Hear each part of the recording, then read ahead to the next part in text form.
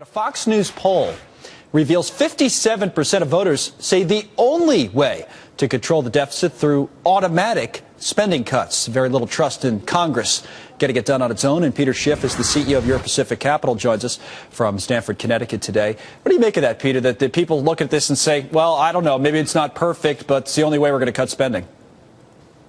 Yeah, well, I think so far, I mean, the problem is these cuts aren't large enough. You know, cutting government spending is good for the economy, it's good for the dollar, but these cuts are trivial. Maybe it's symbolic, but it's not enough to really make a difference. And unfortunately, I think these trivial cuts are going to be more than offset by other increases in government spending that are going to take place throughout the year that are going to dwarf these, minuscule cuts that are part of the sequester. You mentioned the dollar, and I want to talk to you about that in a moment. But just to look at the stock market for just a second before we do that.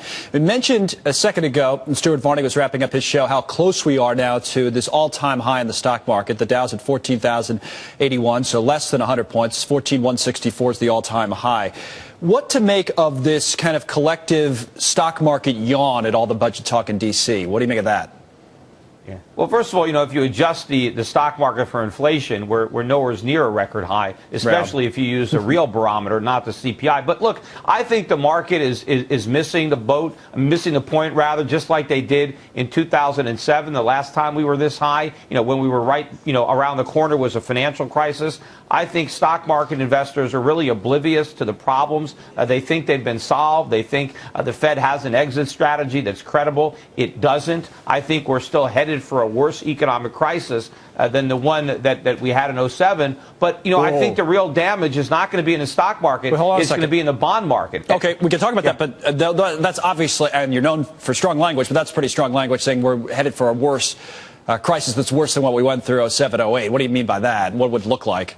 Well, I think we're going to have a dollar crisis, even though the dollar is strengthening right now against some of the other fiat currencies. Right. I think you're going to have a collapse in the dollar. I think you're going to have a huge spike in interest rates. And I think our whole economy, which is built on the foundation of cheap money, is going to topple when you pull the rug out from under it. And I don't mean by the day, but when. I mean, is this something that, we could be talking about? You could be coming on for years and then eventually say, oh, yeah, Peter, you were right. Or is it something that's, hey, imminent at this point in your view? Yeah, it could be years. I don't think it's going to be decades. I mean, I don't think Obama is going to finish his second term without the bottom dropping out. So I think the crisis is imminent. It doesn't mean it's going to happen tomorrow, but I think it's building. And I think I'm more confident of this call than I was about the call I made regarding the housing bubble and the financial crisis. And I think this should be even more obvious. What's amazing to me is the same people that missed the last crisis are oblivious to this one. They've learned nothing from their past mistakes. They just keep on repeating them.